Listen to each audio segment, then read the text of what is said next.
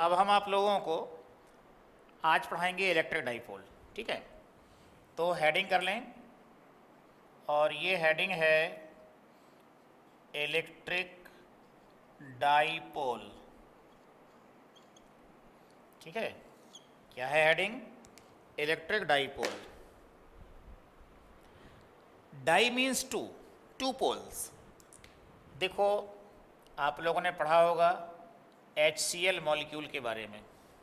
HCl, H पर जितना plus होता है चार्ज, उतना ही Cl पर माइनस चार्ज होता है। तो एक एंड पर प्लस चार्ज है और दूसरे एंड पर माइनस चार्ज है।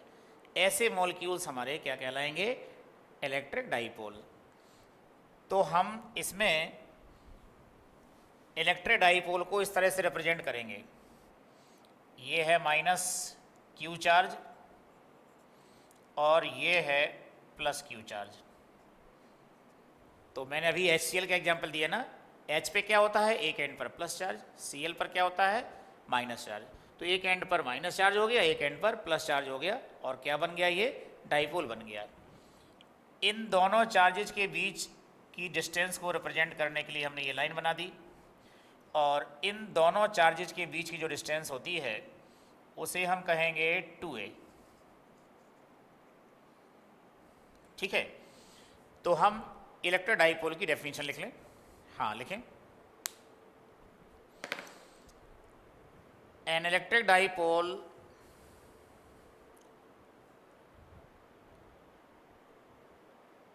is a construction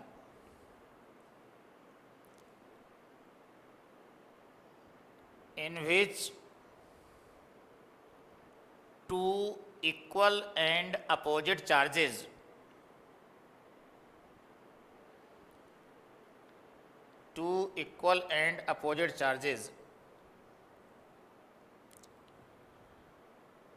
are placed at some distance।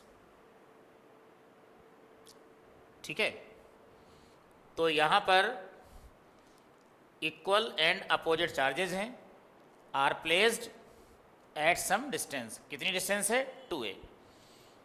आप पैराग्राफ चेंज करके लिखेंगे, the multiplication of one charge and distance between two charges, here distance and distance between two charges is called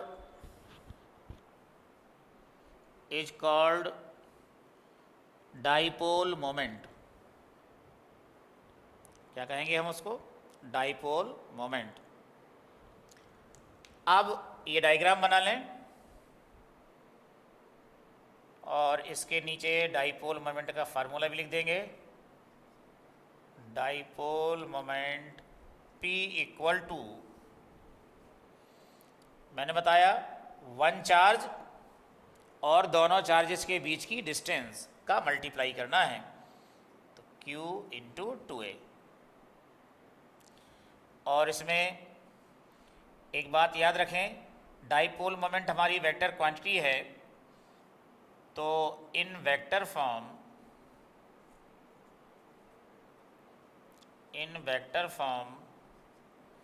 vector P equal to, dipole moment का जो direction होता है वो minus Q से plus Q की तरफ होता है। ये डाइपोल मोमेंट का डायरेक्शन है। ठीक है, जो मैंने एरो बना दिया, ये डाइपोल मोमेंट का डायरेक्शन है माइनस Q से प्लस Q की तरफ। अब अगर मैं HCl मॉलिक्यूल का एग्जाम्पल दूं, तो H पर प्लस और Cl पर माइनस चार्ज होता है, तो HCl मॉलिक्यूल के डाइपोल मोमेंट का डायरेक्शन क्या होना चाहिए? अभी मैंने बताया ना, माइनस से प्लस की तरफ, तो इसमें होना चाहिए माइनस से प्लस की तरफ, यानी Cl से H की तरफ। तो HCl मॉलिक्यूल में डाइपोल मोमेंट का डायरेक्शन हो जाएगा Cl से H की तरफ। और डाइपोल मोमेंट की जो ये डायरेक्शन है, इस डायरेक्शन को रिप्रेजेंट करने के लिए हम यूनिट वेक्टर इस्तेमाल करेंगे P कैप। क्या करेंगे? P cap. तो ये हो जाएगा Q इंटू 2a, और ये पी कैप। ठीक है, तो ये इसका वेक्टर फॉर्म हो गया। अब नेक्स्ट हेडिंग रहेगी electric field,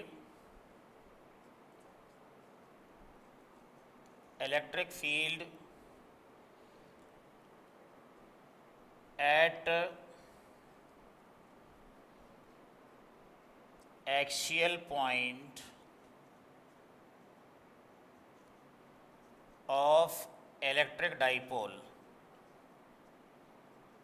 of electric dipole,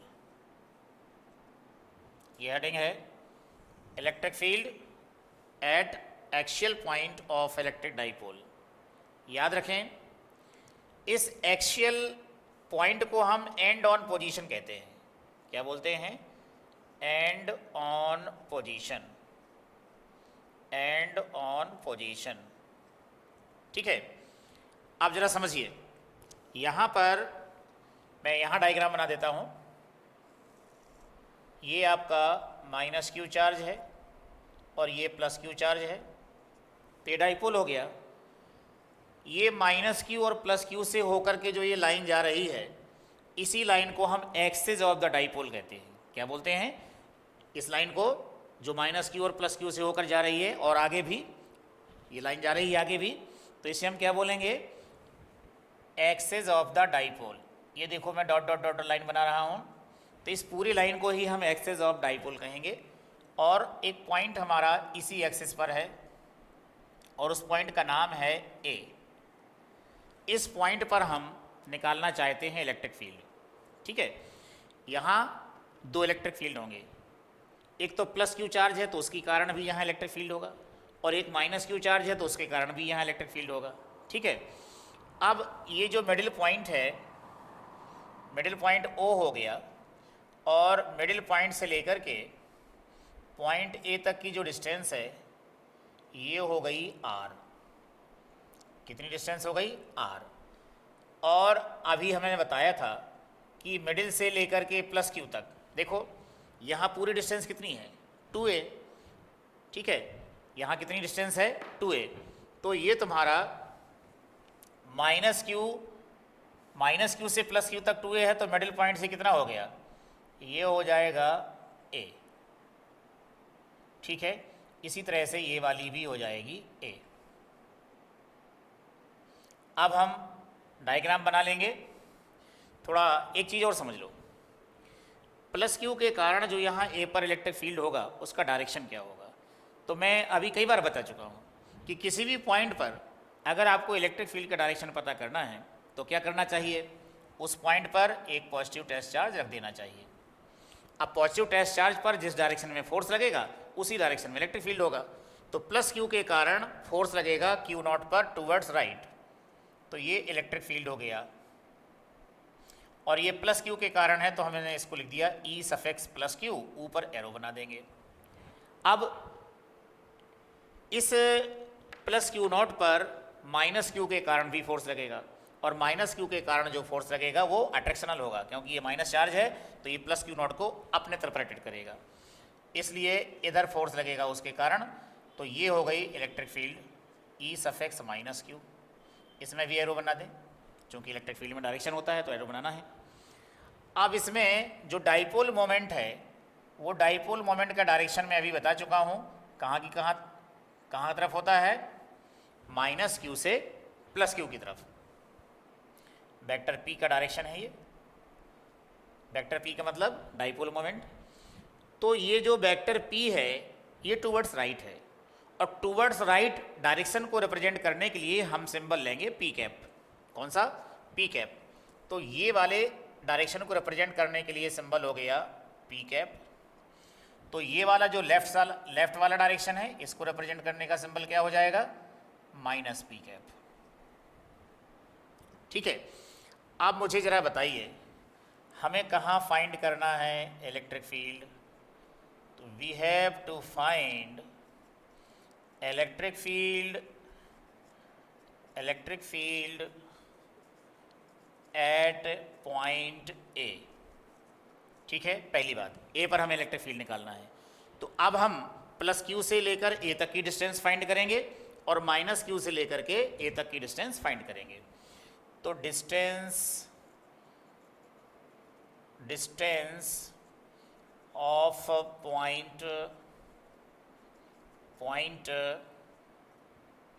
A from plus q is कितना है, प्लस क्यू से लेके पॉइंट ए तक की डिस्टेंस। देखो यहाँ से लेकर के ये पूरी डिस्टेंस आर है, लेकिन उसमें से ए माइनस कर दीजिए तो ये हो जाएगा आर माइनस ए। इसी तरह से distance of point A from minus Q is, अब माइनस क्यू से देखो ए से लेके ये डिस्टेंस आर हो गई, अभी माइनस क्यू और आगे है तो ए और उसमें ऐड कर देंगे तो ये डिस्टेंस हो जाएगी कितनी, आर प्लस ए। ठीक है, इतना लिखने के बाद अब हम ये इलेक्ट्रिक फील्ड लिखेंगे। तो इलेक्ट्रिक फील्ड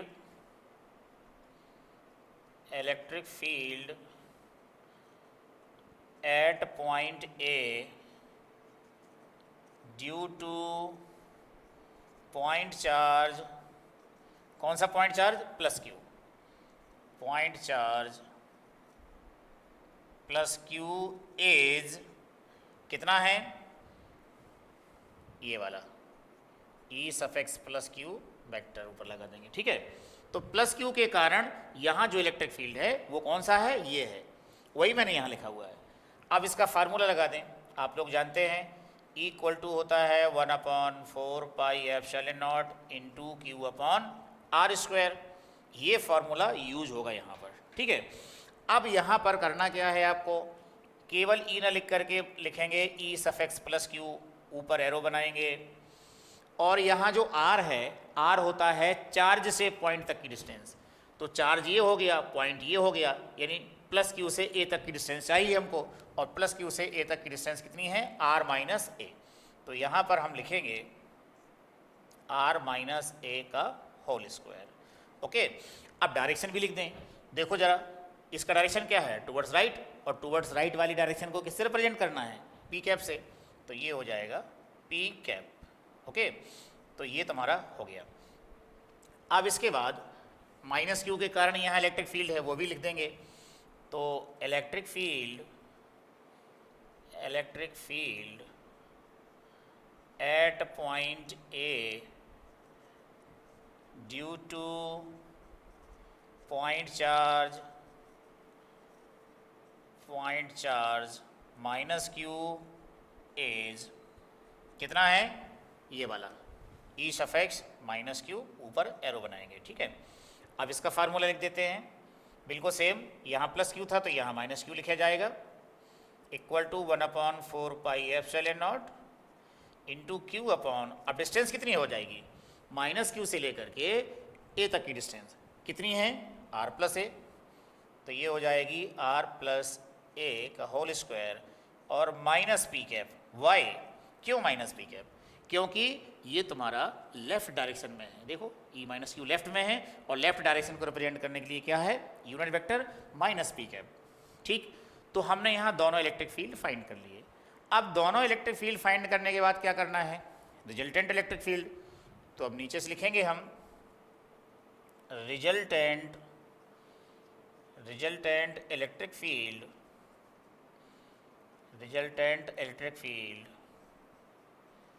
और उसको लिखा जाएगा वेक्टर E इक्वल टू, अब दोनों जो हमारे इलेक्ट्रिक फील्ड्स हैं इन दोनों का हमें वेक्टर सम करना है। तो ये हो जाएगा vector E plus Q plus vector E minus Q.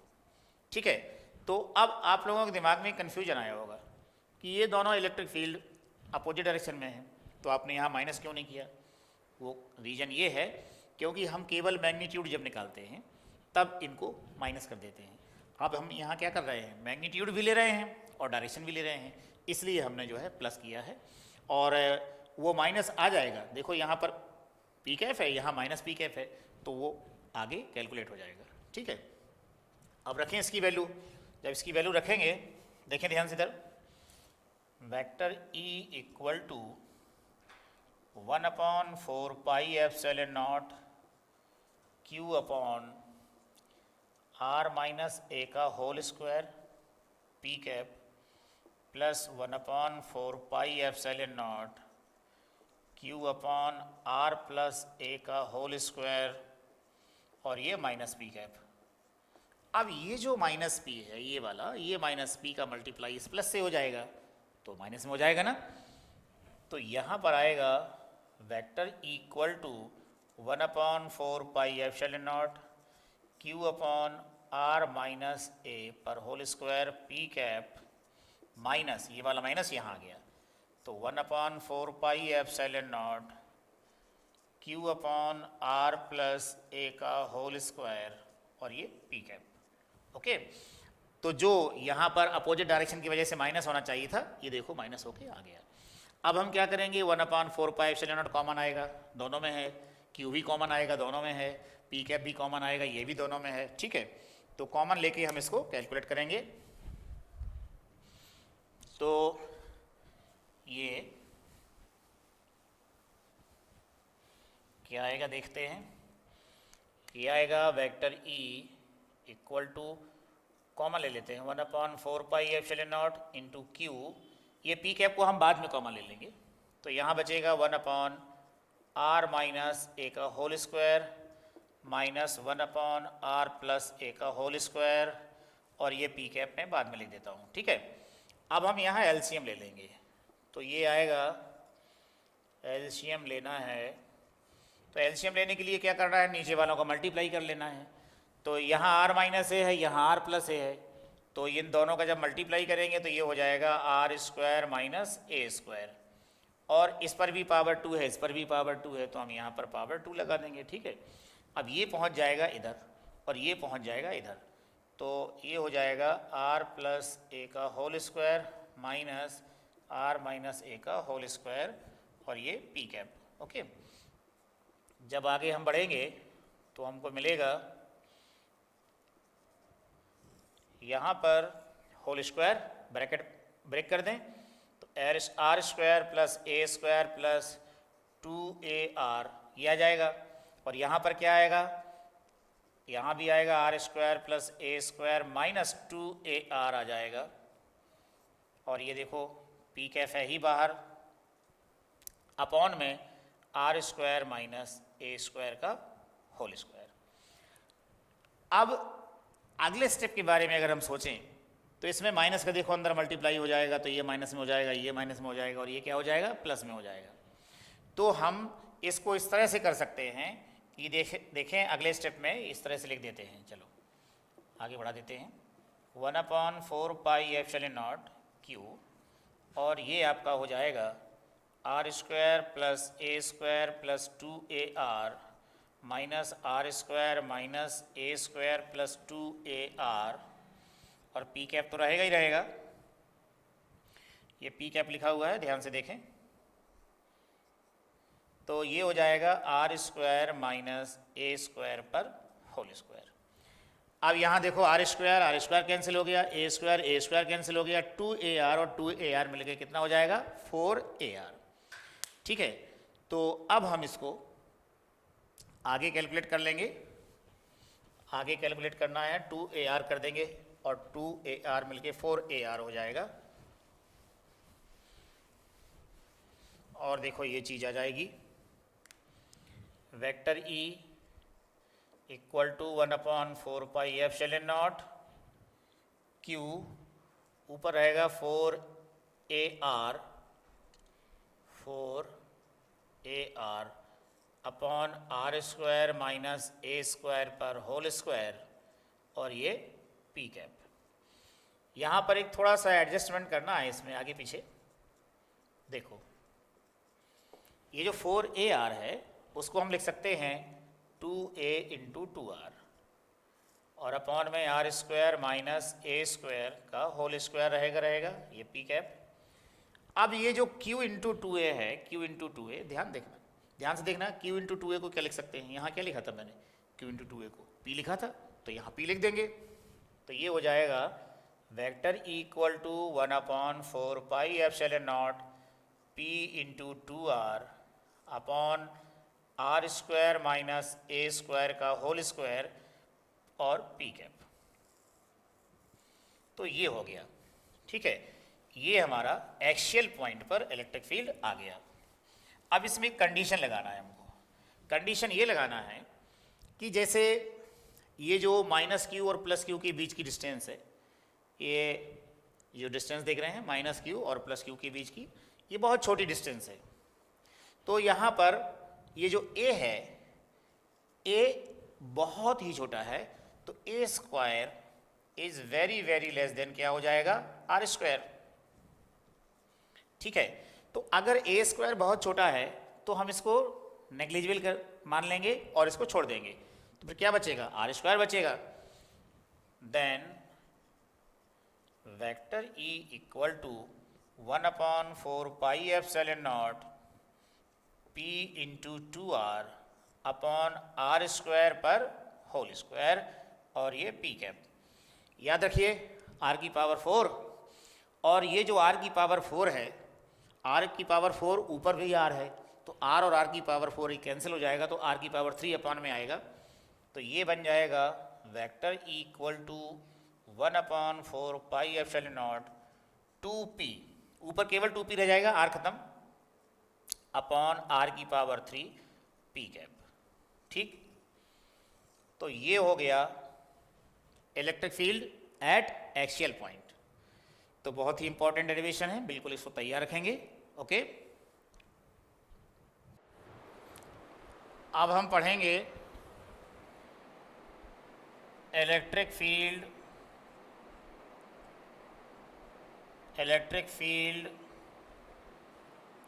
At equatorial line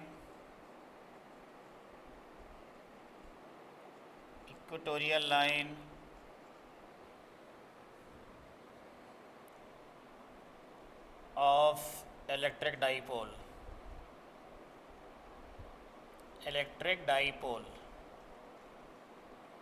electric field at equatorial line of electric dipole.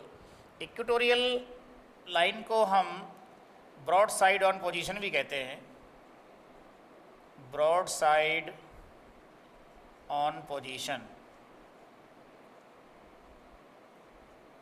जरा ध्यान से देखें, ये हमारा इलेक्ट्रिक डाइपोल हो गया, ये माइनस क्यू चार्ज और ये प्लस क्यू चार्ज, ये इसका मिडिल पॉइंट हो गया ओ।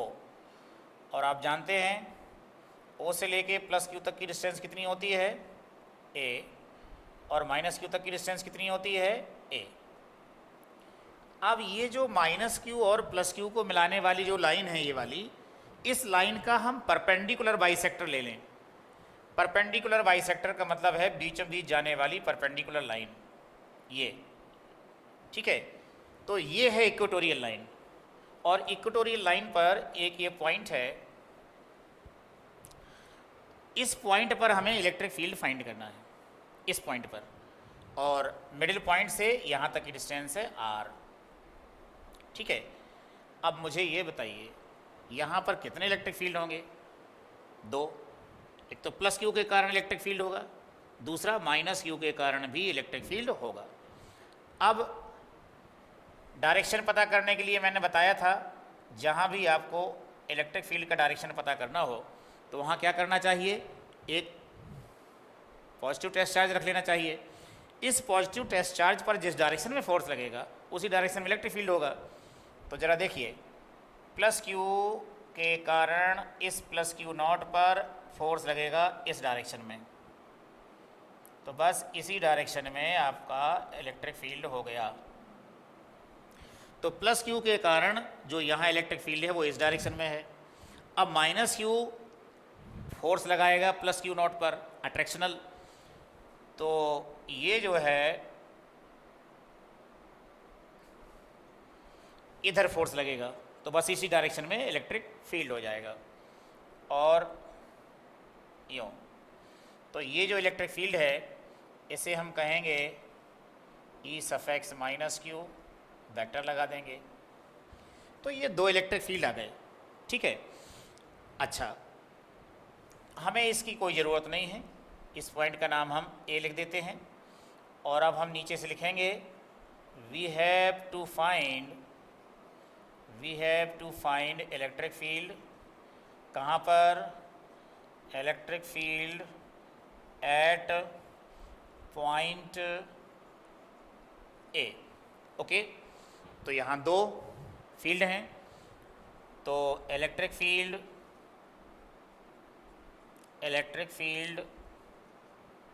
Eight point A due to charge plus q is, देखिए इस पॉइंट पर इलेक्ट्रिक फील्ड इस प्लस क्यू के कारण कौन सा है, ये वाला वेक्टर ई प्लस क्यू। ठीक है, अब हम इसमें इसका मैग्नीट्यूड लिखेंगे, इस वाले इलेक्ट्रिक फील्ड का केवल मैग्नीट्यूड लिखेंगे, इस बार हम डायरेक्शन लेके नहीं चलेंगे। तो यहाँ पर E plus q equal to हो जाएगा 1/4πε0 और Q/r², यहाँ ये फार्मूला लगने जा रहा है।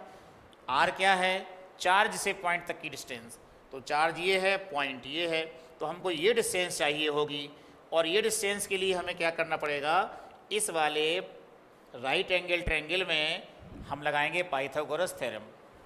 तो ये r है और ये a है, तो ये डिस्टेंस हो जाएगी √r² + a²। उसी तरह से ये वाली डिस्टेंस भी हो जाएगी √r² + a²। तो यहाँ पर √r² + a², ठीक है, ये डिस्टेंस है और इसमें हमें स्क्वायर करना पड़ेगा। तो इस तरह से हमको मिला E suffix plus Q equal to 1/4πε0 into Q/r² + a²। तो हमने एक इलेक्ट्रिक फील्ड निकाल लिया। अब आप इसको चाहें तो केवल E + Q भी लिख सकते हैं, और या फिर वेक्टर लगा करके मॉड भी लिख सकते हैं। ठीक है, हमने मॉड लगाया इस तरह से। अगर वेक्टर लगाना है तो आप इसको मॉड लगाएंगे, क्योंकि हम केवल मैग्नीट्यूड लिख रहे हैं, इस बार हम डायरेक्शन नहीं लिख रहे हैं। ठीक है, अब इसके बाद ये वाला इलेक्ट्रिक फील्ड निकाल लें, ये वाला। तो electric field at point A due to charge -q is ये। ठीक है, अब इसका मैग्नीट्यूड लिखेंगे, तो mod of vector E suffix -q है, ये भी इतना ही हो जाएगा। जानते हो क्यों हो जाएगा, क्योंकि जितनी ये डिस्टेंस है उतनी ये भी डिस्टेंस है। तो -q के कारण यहाँ इलेक्ट्रिक फील्ड जब निकालेंगे तो ये डिस्टेंस ली जाएगी, ये वाली सेम डिस्टेंस है, तो इसमें भी आपका यही आ जाएगा।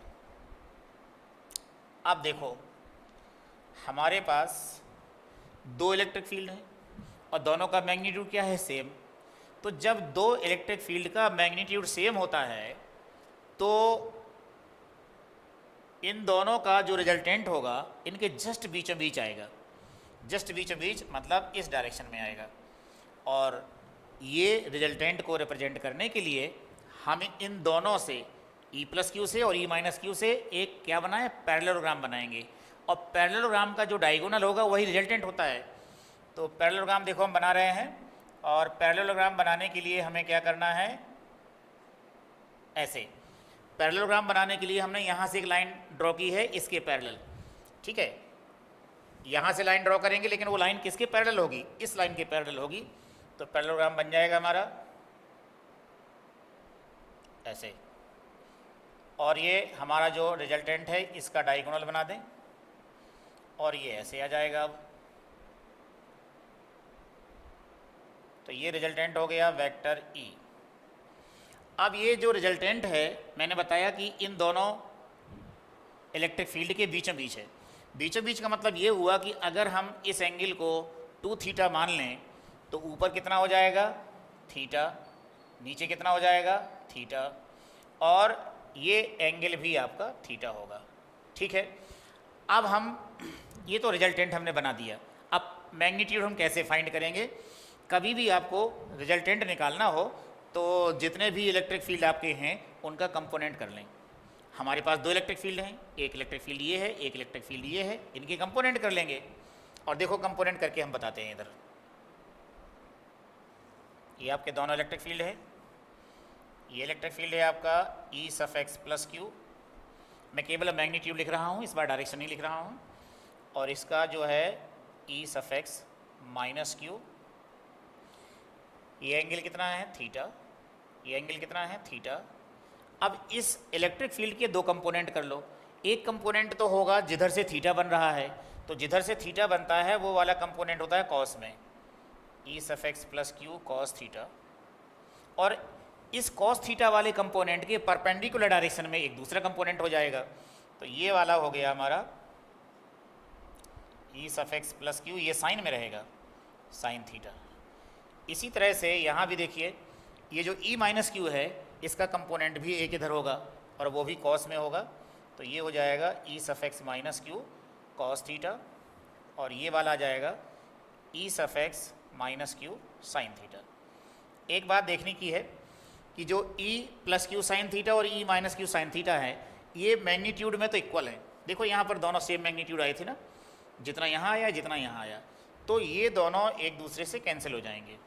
लेकिन जो कॉस वाले हैं ये एक ही डायरेक्शन में हैं, तो ये ऐड हो जाएंगे। तो magnitude of resultant electric field, देख रहे हैं, रिजल्टेंट इलेक्ट्रिक फील्ड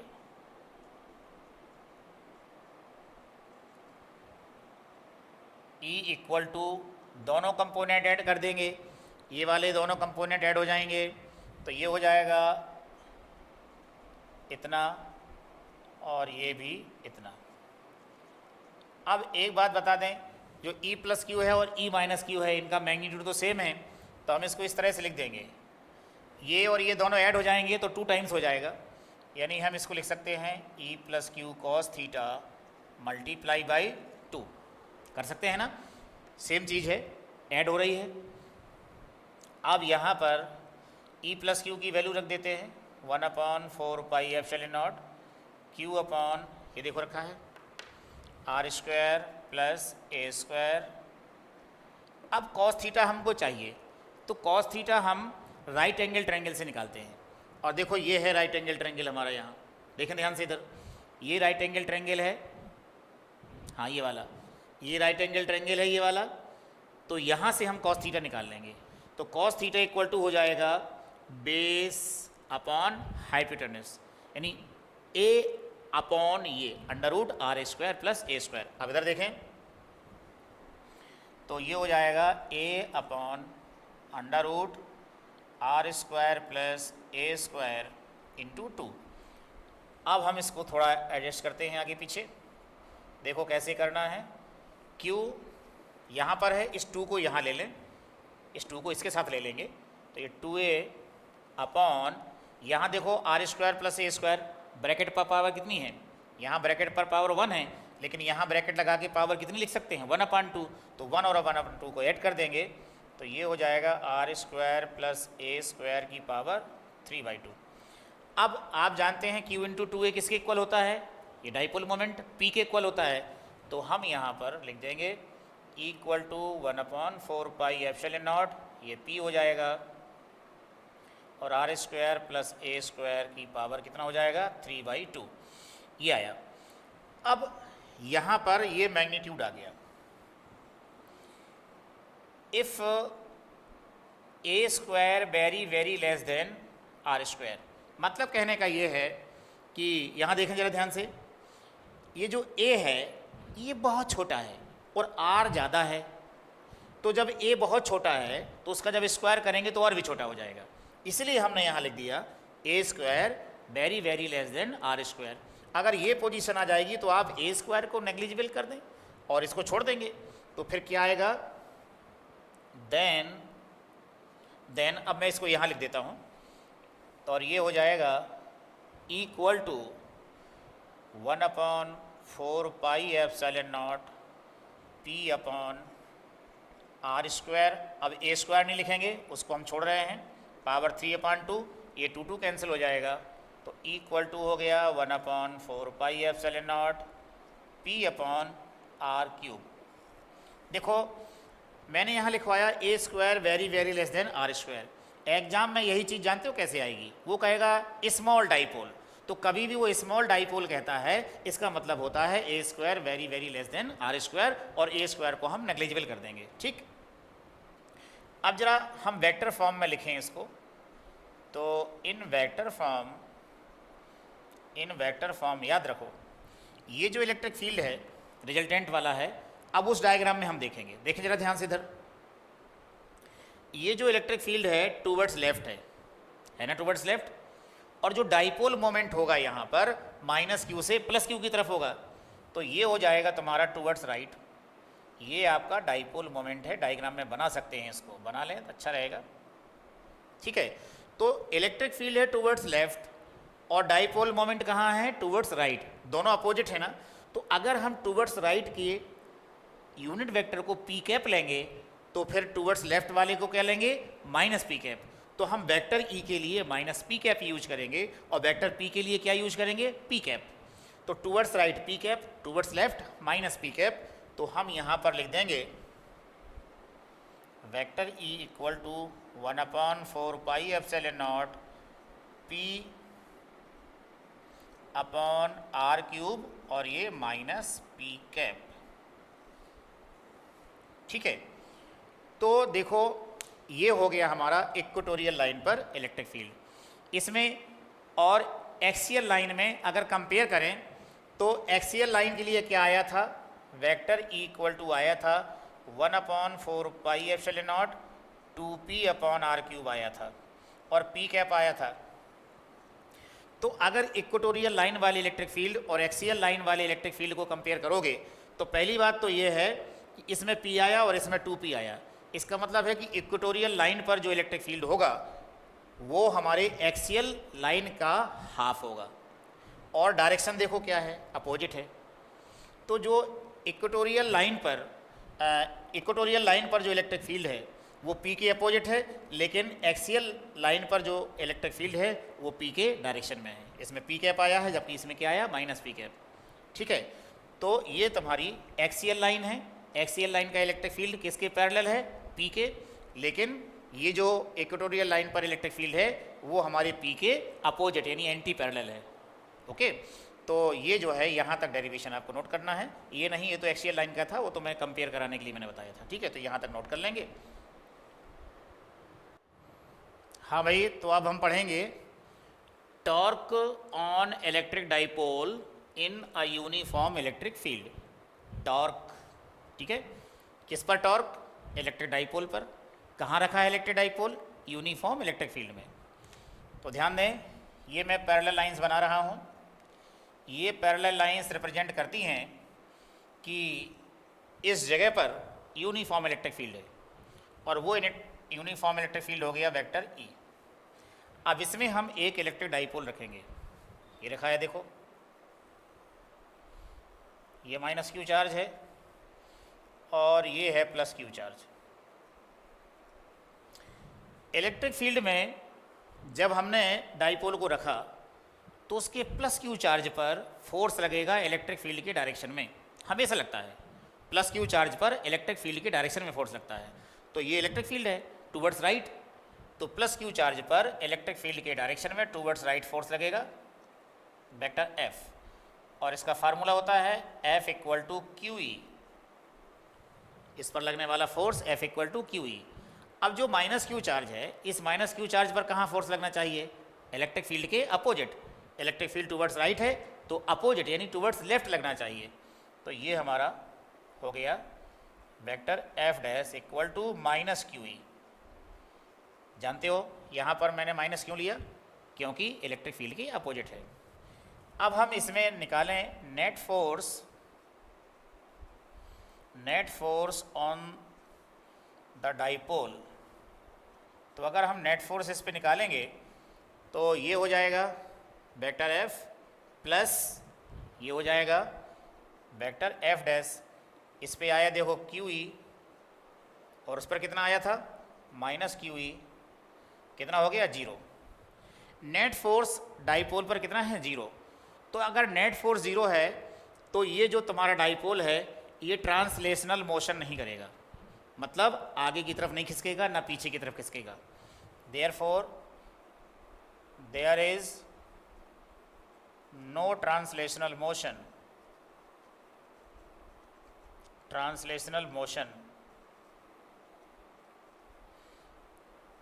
इन डाइपोल। ठीक है, ट्रांसलेशनल मोशन का मतलब समझते हैं ना, मतलब ये ना तो टूवर्ड्स राइट की तरफ बढ़ेगा ना टूवर्ड्स लेफ्ट की तरफ बढ़ेगा। अच्छा, अब यहाँ पर दो चीज़ें हैं, एक तो ये है कि नेट फोर्स 0 है। अब ज़रा हम टॉर्क के बारे में बात कर लेते हैं। ये दो फोर्स हैं, इक्वल हैं, क्यू ई और अपोजिट हैं। तो किसी भी बॉडी पर जब दो फोर्स इक्वल मैग्नीट्यूड के अपोजिट डायरेक्शन में लगते हैं तो उन्हें कहते हैं कपल। क्या कहते हैं? कपल। और कपल का टॉर्क निकालेंगे तो टॉर्क निकालने के लिए हमें एक फोर्स की ज़रूरत पड़ेगी और जो दोनों फोर्सेस देख रहे हैं इनके बीच की डिस्टेंस की ज़रूरत पड़ेगी। तो एक फोर्स ये है और एक फोर्स ये है, इसको थोड़ा पीछे बढ़ा लेते हैं। पीछे बढ़ाने के बाद ऊपर से हम इसमें परपेंडिकुलर ड्रॉ कर देंगे। तो दोनों फोर्सेस के बीच की, देखो एक फोर्स ये है और एक फोर्स ये है, इन दोनों फोर्सेस के बीच की डिस्टेंस ये हो गई। तो हमें इस डिस्टेंस की ज़रूरत पड़ेगी और एक फोर्स की ज़रूरत पड़ेगी। तो मान लीजिए ये डिस्टेंस d है, अगर ये एंगल हम थीटा मान लें तो आपका ये वाला एंगल भी थीटा होगा। और ये डिस्टेंस तो जानते ही हैं, प्लस क्यू से लेकर के माइनस क्यू तक की कितनी होती है? ये होती है 2a। तो डायग्राम के बगल में ही जगह है, यहाँ पर हम लिख देते हैं sine theta equal to sine theta. यहाँ पर थीटा है तो यहाँ भी थीटा होगा, तो हम यहाँ वाले थीटा की बात कर रहे हैं। Sine theta equal to perpendicular upon hypotenuse, तो ये हो जाएगा d upon 2a। Therefore d equal to क्या बन गया? 2a sine theta. ठीक है, अब हम नीचे से लिख देंगे vector f and vector f dash make a couple. ठीक है, टॉर्क ऑफ कपल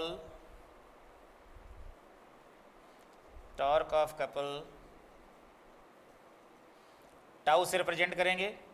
और टाउ इक्वल टू क्या होता है?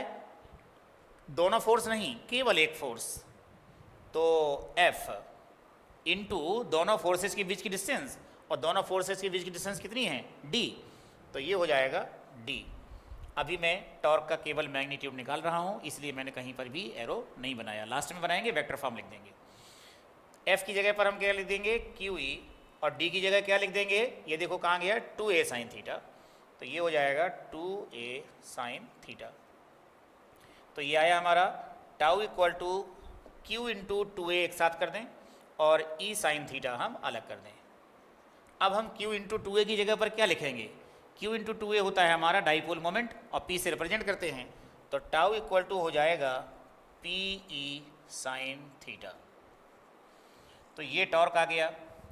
अब ये जो टॉर्क है इसका हम वेक्टर फॉर्म लिख सकते हैं। तो इन वेक्टर फॉर्म